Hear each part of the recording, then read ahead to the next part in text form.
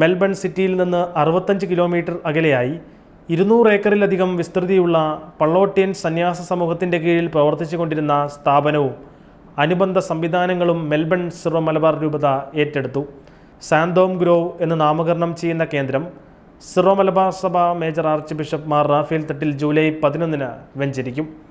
മലമുകളിൽ സ്ഥാപിതമായിരിക്കുന്ന കുരിശടി 300ഓളം ആളുകൾക്ക് ഒരേ സമയം വിശുദ്ധ കുർബാനയിൽ സംബന്ധിക്കുവാനുള്ള ചാപ്പൽ, 70-ൽ പരം വിദ്യാർത്ഥികൾക്ക് പങ്കെടുക്കാവുന്ന ക്യാമ്പ് സൈറ്റ്, 70ഓളം മുറികളിലായി 200ഓളം ആളുകൾക്ക് താമസത്തിനുള്ള സൗകര്യം, 100-ൽ പരം ആളുകൾക്ക് ഒരേ സമയം ഭക്ഷണം കഴിക്കാവുന്ന ഹാൾ, നിശബ്ദമായി പ്രാർത്ഥിക്കുവാനും ധ്യാനിക്കുവാനും ഉതകുന്ന നിരവധി സൗകര്യങ്ങൾ എന്നിവയെല്ലാം ഈ കേന്ദ്രത്തിലുണ്ട്.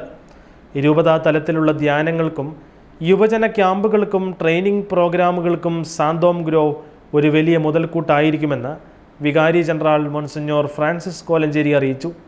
വെഞ്ചരിപ്പ് കർമ്മങ്ങളിൽ മെൽബൺ ബിഷപ്പ് മാർ ജോൺ പനന്തോട്ടത്തിൽ, രൂപതയുടെ പ്രഥമ ബിഷപ്പ് മാർ ബോസ്കോ പുത്തൂർ, വികാരി general monsignor Francis Kolenchery, chancellor reverend doctor Sijeesh Pullankunnel, രൂപതയിലെ വൈദികർ, വിശ്വാസികൾ, ജനപ്രതിനിധികൾ തുടങ്ങിയവർ സന്നിഹിതരായിരിക്കും.